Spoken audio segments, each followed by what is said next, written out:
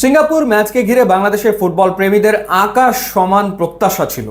ম্যাচটা 2-1 গোলে হেরে বাংলাদেশের ফুটবল প্রেমীরা আশাহত হয়েছে ঠিকই, কিন্তু স্বপ্ন কি একেবারে ভেঙে চুরে চুরমার হয়ে গেছে? বাংলাদেশের কি এশিয়ান কাপে খেলার আর কোনো সম্ভাবনা নেই? সেই আলোচনাটা করতে চাই। এএফসি এশিয়ান কাপের বাছাই পর্ব থেকে সাধারণত টপ র্যাঙ্কড টিমগুলো কোয়ালিফাই করে এশিয়ান কাপে।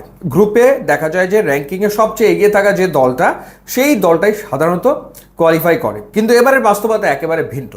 এবার বাংলাদেশ যে গ্রুপে রয়েছে, অর্থাৎ সি গ্রুপে, সেইখানে র্যাঙ্কিংয়ে সবচেয়ে এগিয়ে থাকা দল এই মুহূর্তে পয়েন্ট টেবিলের তলানিতে রয়েছে, অর্থাৎ ইন্ডিয়া, যাদের র্যাঙ্কিং 127 সম্ভবত, এবং দ্বিতীয় স্থানে রয়েছে হংকং 150-এর ঘরে, এবং পয়েন্ট টেবিলের 1 নম্বরে এই মুহূর্তে থাকা সিঙ্গাপুর হচ্ছে 160-এর ঘরে, এবং বাংলাদেশ হচ্ছে 180-র ঘরে।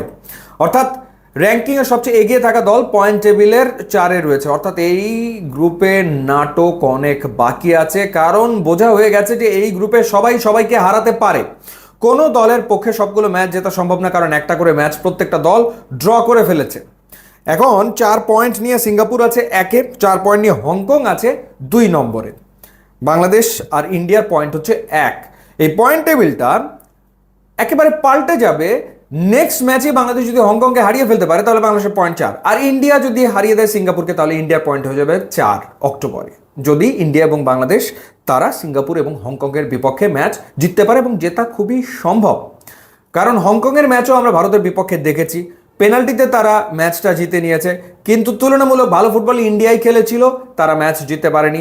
সুতরাং সেই হংকংকে বাংলাদেশের পক্ষে হারানো ডেফিনেটলি সম্ভব, কারণ যে ফুটবল বাংলাদেশ সিঙ্গাপুরের বিপক্ষে খেলেছে, ম্যাচ তো জেতা উচিত ছিল বাংলাদেশের।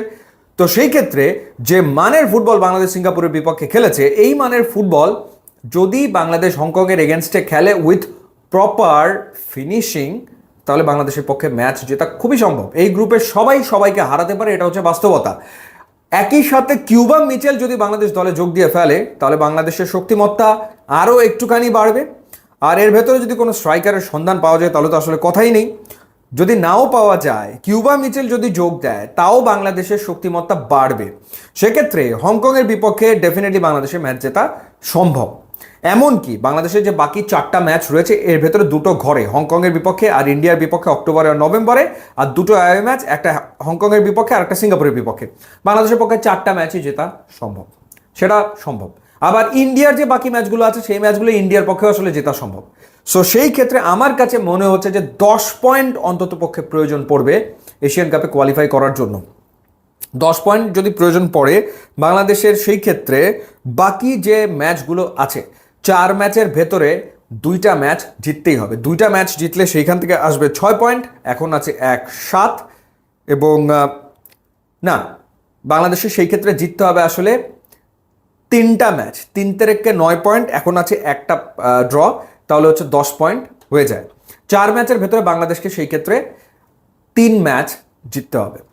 যদি সেটা বাংলাদেশ করে দেখাতে পারে, সেই বিশ্বাস নিয়ে ফুটবলটা খেলতে পারে, তাহলে এখনও এশিয়ান কাপে বাংলাদেশের খেলা খুবই সম্ভব বলে আমার কাছে মনে হয়।